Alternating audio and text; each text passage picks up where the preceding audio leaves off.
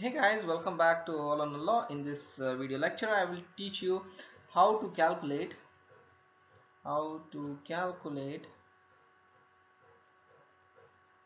corrected ESR. Remember,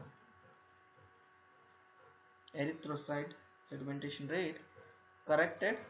I will call it the CESR.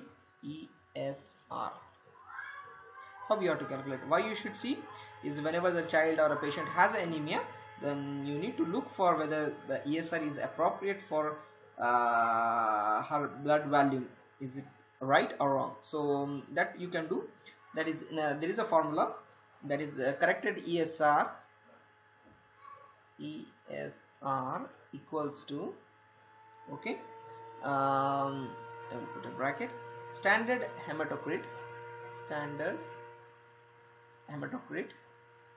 that is HCT.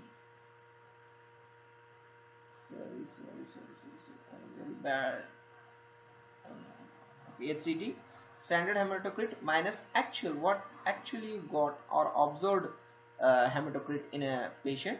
Okay, then whatever you get, multiply by 1.75. okay, so for example, in a male it is around 45. Okay, 45 is in males and around 42 in females, but in children, remember, it do varies. Okay, so 45 minus, actually if you got 20, do that, and whatever you get values, I'm not going to mathematics, multiply by 1.7, then just check this out, whatever you get values, you just cross check with your lab values. Whatever you get lab values, then you have to compare with that, so whether actually it is raised or not. Okay, so thank you so much. Please do subscribe to our channel. Take care. Bye.